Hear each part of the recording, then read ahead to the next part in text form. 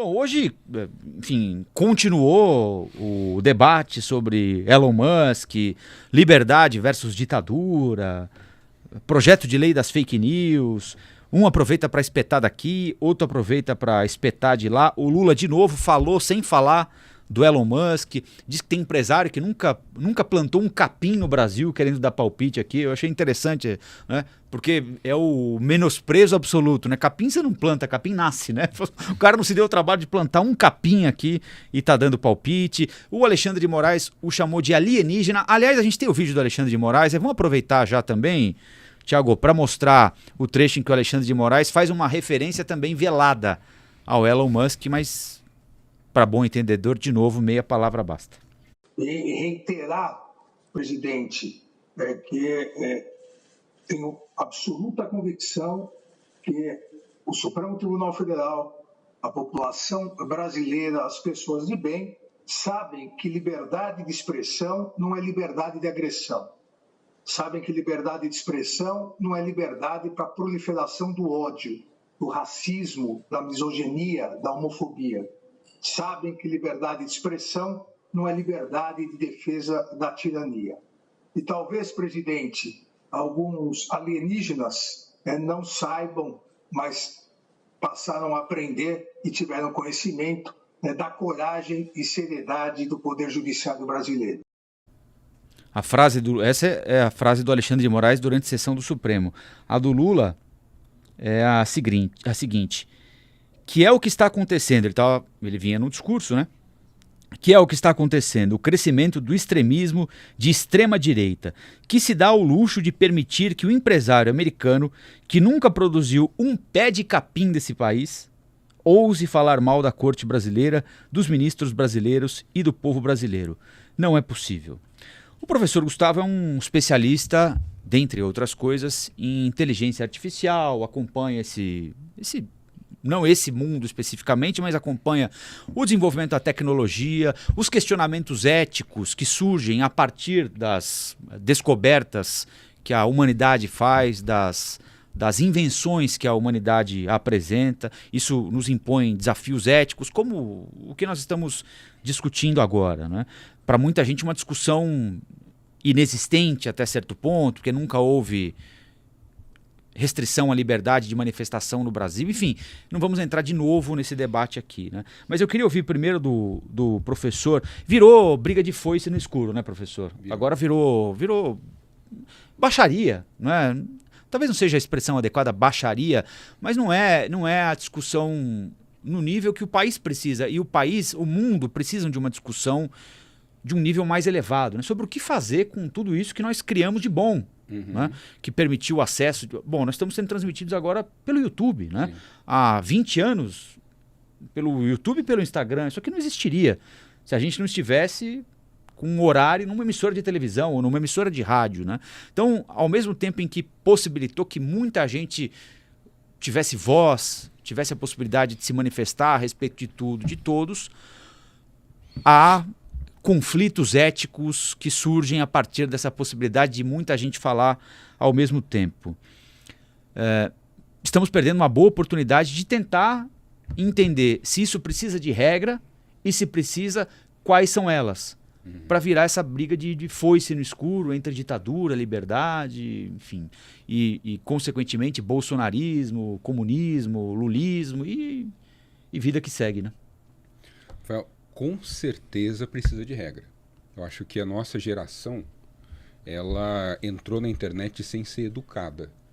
Ela descobre a internet, chega em nossas casas, a gente começa a utilizar, e eu me lembro de utilizar bate-papo, programa de Messenger, ICQ, bate-papo UOL, tal, não sei o quê. Você vai trocando mensagem, e aí parece que a internet é terra de ninguém e a gente não foi educado para a internet. Então não só a gente não foi educado para aquilo que a gente escreve, mas a gente também não tem nem educação com relação ao que a gente faz com os nossos dados.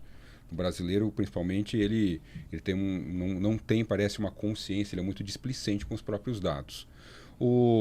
A internet, ela precisa, é claro que ela precisa de algum tipo de regulação, precisa de algum tipo de lei que nos ajude a organizar, inclusive, a liberdade de expressão para que todo mundo, de fato, tenha. Eu acho que é uma falsa discussão dizer que qualquer projeto, tem um projeto de lei, né, que depois pegou a peste de pele das fake news, né? Eu li o projeto, né, eu trabalho com ele. Tá? O projeto, ele é perfeito? Não é perfeito, porque a própria natureza da internet, ela é dinâmica. Então, ele precisa ser constantemente revisado. Mas agora, o que a gente não pode ter é uma situação em que você tem um bilionário norte-americano que comprou uma rede social e aí ele vem com esse discurso de que a Corte Suprema de um outro país está tentando impedir a liberdade de expressão de alguns cidadãos e que ele vai desrespeitar. Né? Olha, por mais críticas que eu possa ter, eu tenho várias críticas, eu trabalho com isso há muitos anos, eu tenho várias críticas à atuação do STF em algumas ações, pelo menos ele faz parte do governo brasileiro. Eu consigo, de alguma forma, criticá-lo. O Estado, né? É o Estado. Faz né? parte, o governo foi eleito para isso. E outra, e isso é importante pontuar, que na medida em que nós pontuamos algo a respeito das redes sociais, não quer dizer necessariamente que você abraça em 100% o Supremo Tribunal Federal ou quer se casar com Alexandre de Moraes amanhã. Não, nada a ver. Se alguém me perguntar, mas entre Elon Musk e Alexandre de Moraes, qual que você... Nenhum dos dois. É porque nem existe isso, né? Não, a questão está dada de maneira... A internet vive de polarização, né? Então eles precisam polarizar entre duas figuras. A gente não precisa abraçar essa polarização. Então acho assim, tem sim a necessidade da gente regular para evitar alguns excessos. A gente já discutiu em outros momentos, né? Aquele caso recente de uma página no Instagram que compartilha uma fake news de uma menina que teria um envolvimento com o Whindersson Nunes, um outro influencer, e a menina, por causa dessa fake news, comete suicídio. E aí a página lava as mãos e fala, não, eu não tenho nada a ver com isso. Não, tem que ter uma discussão sobre responsabilidade daquilo que você produz, daquilo que você compartilha. Se eu tenho 100 seguidores é uma coisa, se eu tenho 1 milhão de seguidores é outra coisa. Então, a minha opinião é falsa a ideia de que hoje a internet é livre. Não é necessariamente, porque nem todo mundo tem acesso à internet, nem todo mundo tem acesso a uma internet de qualidade, e nem todo mundo consegue usar de fato os aplicativos e as redes sociais com plenitude para exercer o seu poder de liberdade. Então, acho que a discussão sobre liberdade nas redes, liberdade na internet, ela é muito mais profunda, muito anterior, e a gente não pode deixar cair nessa armadilha narrativa de que internet, Elon Musk é sinônimo de liberdade, Alexandre de Moraes é sinônimo de censura. Não é isso daí. Não, esses não são os termos corretos do debate. A discussão falsa, né? É uma falsa discussão. E aí, Aldrin, queria te ouvir sobre tudo isso, meu amigo. Olha, eu não sei o que sobrou para falar ainda dessa... Não, mas fale o que você quiser. Polêmica. Você tá chegando hoje. Elon Musk. Elon Musk, né? Elon Musk. Pois é. Olha, acho que um dos pontos que vale a pena a gente ressaltar aqui é que ter dinheiro não é sinônimo de você ser um especialista em tudo, né? O Elon Musk é um cara que soube fazer sua fortuna, tem seus méritos, construiu aí a sua fábrica de foguetes, mas ele não é uma autoridade em política ou em ciências políticas como o professor que está aqui do meu lado, ou em jornalismo como o Rafael, ou em comunicação. Ele é um mortal como qualquer outro, que se especializou numa determinada coisa, ganhou dinheiro, mas o dinheiro não lhe dá credibilidade para ele falar sobre o que ele bem entender. A gente não deve levar isso a sério. No entanto, ele é um cara que tem 180 milhões de seguidores no Twitter. E isso não pode ser desprezado, isso não é desprezível. E aí é que está o ponto. Eu sou um Zé Ruela, se eu chegar na pastelaria e falar com um amigo meu que o Alexandre de Moraes é um ditador, é uma coisa, não tem efeito nenhum. No meu Instagram tem, 1.000 seguidores. Efeito zero. Agora, um cara que tem 180 milhões de seguidores, isso dá outra dimensão para as posições dele, para os posts dele, né? Se tem uma lição que a gente aprendeu com 8 de janeiro de 2023 ou com 6 de janeiro de 2021 lá nos Estados Unidos, no Capitólio, é que as palavras se transformam em atos concretos, né? Aquilo que foi postado em redes sociais, os discursos de ódio, o preconceito, a discriminação, a polarização, tudo aquilo que foi postado ao longo de anos lá no governo Trump, durante os 4 anos de Trump ou durante os 4 anos de Bolsonaro aqui no Brasil, se transformou em atos reais, concretos. Foram lá e depredaram o Capitólio. Lá nos Estados Unidos foi pior, morreu gente. Não lembro agora quantas pessoas morreram. Aqui também, 3 prédios dos 3 poderes atacados por uma horda de fanáticos, de malucos. Então acho que esse é um ponto que a gente não pode esquecer. Palavras, discursos viram atos concretos na vida real, né? E dito isso, o que a gente pode falar do Elon Musk? Eu acho que a gente não pode vilanizar, não cair nessa armadilha de vilanizar nem o Alexandre de Moraes, nem o STF. Esse é um método que já foi explicado, já foi esmiuçado por professores e especialistas dos extremistas que quando querem destruir uma democracia. Então, primeiro ponto que eles sempre atacam, a imprensa. Então, jornalistas, comunicadores da imprensa, da grande imprensa, da mídia tradicional, foram atacados nos Estados Unidos, para citar de novo a era Trump, e aqui no Brasil. Todo mundo lembra do Bolsonaro desde o seu primeiro dia de mandato e as suas frases terminando com Globo lixo, ou com Band lixo, Folha de São Paulo, Foice de São Paulo, enfim. Esse exercício de acabar com a credibilidade da grande imprensa faz parte de uma receita que a extrema-direita adotou para implodir uma democracia. O segundo elemento dessa receita de destruir democracias é você atacar o sistema eleitoral. Você dizer que as eleições são fraudadas, que as urnas eletrônicas não funcionam, exigir o voto impresso auditável. Ele passou 4 anos com essa ladainha. Isso é um método, tem uma receita aí. E o terceiro ponto dessa receita de como destruir democracias é você atacar o judiciário. É fácil de atacar o judiciário. Eu não sou advogado, quem não é especialista, quem não estudou direito, não entende. É uma ciência complicada. O direito é uma ciência complicada. É muito fácil você ensinar as pessoas a odiar aquilo que elas não entendem. É muito fácil você ensinar as pessoas a odiarem um ministro do Supremo que toma decisões com base em autos que têm milhares de páginas, eles estudaram aquilo, e você resumir tudo numa frase de tweet de 140 caracteres e falar, olha, tá vendo, o Alexandre tomou mais uma decisão autoritária, errada, mas as pessoas nem leram o processo, nem se informaram a respeito minimamente. Mas é fácil de odiar o ministro do Supremo, é fácil de odiar o Supremo Tribunal Federal. Ensinar a odiar é mais fácil. O engajamento funciona muito nas redes. Você é especialista, você sabe disso. Então, a gente não pode cair nessas armadilhas. Eu estou falando tudo isso porque o que mais me preocupa nessa história toda, Rafael, é que eu acho que esse episódio mostra que o movimento da extrema-direita que tentou dar o golpe no Brasil, isso é fato, não é opinião. Tentaram dar um golpe de Estado aqui no Brasil no 8 de janeiro. Esse movimento não morreu, ele está ativo e eu acho que eles estão tentando se fortalecer e corrigir onde eles erraram por golpe não ter dado certo em janeiro.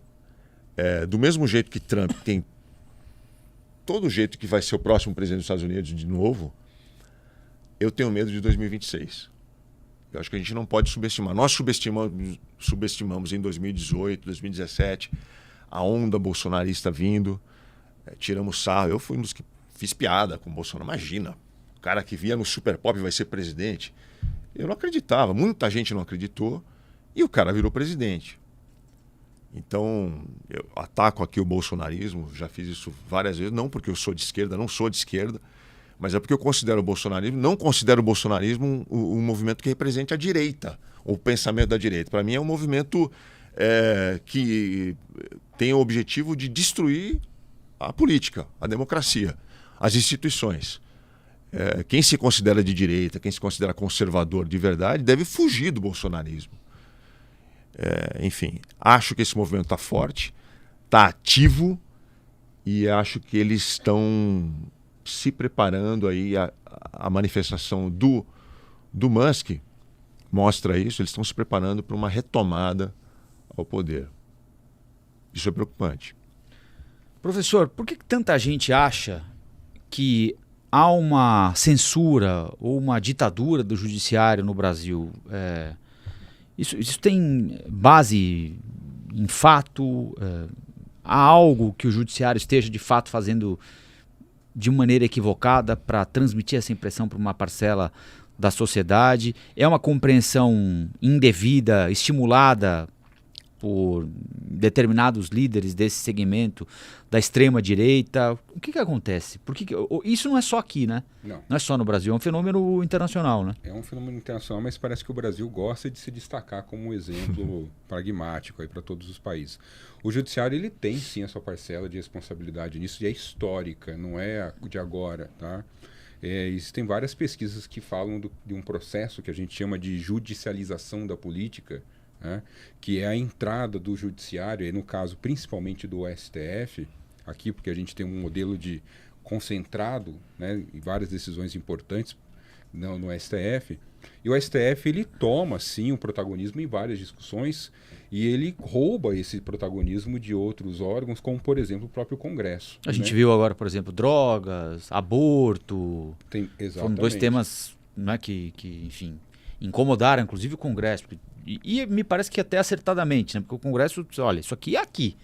E se eu não decidir também é uma decisão. Então, a gente pode achar ruim, mas, de fato, aí houve um... O STF se defende dizendo que eles entram porque o Congresso não se move, né? Então, e eles são provocados, né? O Supremo diz o seguinte, olha, eu tô aqui e eu não posso me mover sozinho. Alguém vem aqui e diz, Supremo, por favor, decida sobre determinado tema. E aí, o que o Congresso diz geralmente é um partido pequeno, que não tem voto, vai ao Supremo e com 11 ministros consegue fazer o que não faz, porque não tem 270 ou 300 e cacetada de deputados e tantos senadores, né? Sim, mas é difícil, porque a legislação permite isso também, né? Tem algumas coisas que são bem jabuticabas, assim. Uma coisa que sempre me soou muito estranho é a TV Justiça transmitir ao vivo voto dos ministros do STF. E eu tenho hora que eu não sei se eu estou assistindo um ministro do STF ou se eu estou assistindo um influencer. Porque assim, você tem uns votos que são claramente assim, voltados para jogar para a torcida. Né? E o mérito do voto pode ser questionado. Eu entendo assim, que o STF ele cumpre a sua função, historicamente, como liberalizante do ponto de vista dos costumes e conservador do ponto de vista de decisões econômicas. E aí, nesse sentido, ele vai cumprindo um pouco essa função de equilíbrio, e às vezes ele extrapola também, ele entra no poder legislativo, no poder executivo. A gente não pode esquecer, por exemplo, durante o governo Dilma, a atuação do STF, né, que barrou, por exemplo, a nomeação do Lula, que até então ia ser nomeado como ministro da Casa Civil. Gilmar Mendes, uma decisão do ministro Gilmar Mendes. Né? Exatamente. E que agora são aliados. Né? E agora você dizem que são, né? Aliás, ontem o Bolsonaro foi ao interior do Mato Grosso e falou com o Gilmar Mendes ao telefone, porque ele foi até lá para declarar apoio ao irmão do Gilmar Mendes, que é candidato a prefeito numa cidade do interior do Mato Grosso. O Gilmar Mendes é mato-grossense, a família dele mora lá e o irmão dele é político, filiado ao PL. Vai ser candidato a prefeito numa cidade do interior. Veja que isso enfim, é como futebol, mais ou menos. Exatamente. Né? E eles estavam ao telefone, o Bolsonaro e o Gilmar Mendes. Vim aqui apoiar seu irmão, não sei o que, que beleza. E aí a gente, Rafael, a gente que é cidadão comum, a gente fica se matando. Por exemplo, Alexandre, que não estão nem aí com a gente. Eu disse isso aqui ontem. A mensagem do Elon Musk, uma delas, contém um erro de informação, né? Quando ele diz que o Alexandre de Moraes soltou o Lula. Né? Assim, quem soltou o Lula foi uma decisão do Supremo Tribunal Federal que muda a compreensão da segunda instância para a última instância. Mas se a gente fosse pegar só, vamos supor que o voto do Alexandre de Moraes, vamos imaginar que é uma situação, uma fantasia, cara, mas uma situação hipotética. Vamos pegar só o voto do Alexandre de Moraes. Se o Alexandre de Moraes votar A, o Lula sai. se o Alexandre de Moraes votar B, o Lula fica. Ele votou B. O Alexandre de Moraes foi derrotado naquela votação do Supremo Tribunal Federal. É bem lembrado. Ele votou pela prisão em segunda instância, ou seja, ele votou para que qualquer condenado passasse a cumprir a pena a partir da condenação em segunda instância. O que prevaleceu? Que você só pode cumprir a pena se condenado com trânsito em julgado, ou seja, no Supremo Tribunal Federal. Foi aí que o Lula saiu da prisão, antes da anulação das penas, da vaza-jato e tudo mais. Então, se a gente fosse pegar só o voto do Alexandre de Moraes, o Lula ficava preso. Sim. Lula não estava solto. Então, o Alexandre de Moraes, que é indicado para o Supremo pelo Michel Temer, que deu o suposto golpe na Dilma. Que teria dado o golpe. Então, assim, só para encerrar, né? A gente, é um recado pro nosso eleitor aqui que está assistindo. Pessoal, né, como o Aldrin estava falando agora, o bolsonarismo ele tem umas coisas muito estranhas, assim. Fala-se muito contra o STF, né? Quem que é hoje o segundo na linha sucessória do bolsonarismo? É o Tarcísio, não é?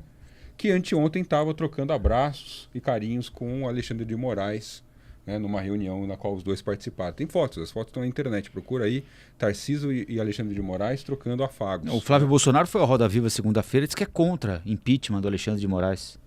Perguntaram ele, o senhor é a favor de impeachment, renúncia, seja lá o que for? Ele falou, não é por aí a saída, etc e tal. Tomar cuidado, né, para a gente não ser manipulado nesse sentido. Mas é isso. Assim, o STF ele tem uma atuação política destacada nos últimos anos. Em alguns momentos ele é contra decisões que são contrárias ao interesse do governo da direita, governo da esquerda. O fato é que o STF ele tem sim uma atuação forte, uma atuação política, ele acaba tendo essa projeção. E isso faz com que as pessoas consigam apontar o dedo e dizer, olha, o STF ele tem um protagonismo, ele gosta de aparecer, os ministros gostam de aparecer, eles gostam de uma audiência, e aí isso tem sim um fundo de verdade nessa crítica, com certeza. Você acha que tem um efeito, você falou da TV Justiça, é uma big brotherização do STF, né? Eles vão se envaidecendo, né? De se verem na TV, viraram capa de revista, são famosos, são reconhecidos no aeroporto. Tem essa vaidade, você acha que isso compromete o trabalho do... Acredito que sim. Então eu me lembro de acompanhar a pesquisa de uma colega da ciência política, que ela faz uma pesquisa comparando as Supremas Cortes no Brasil, México e Estados Unidos, né? E o Brasil tem essa coisa da TV Justiça, você transmite ao vivo, aí tem toda a pompa e tal, não sei o quê. E aí ela, inclusive, fez algumas entrevistas, né?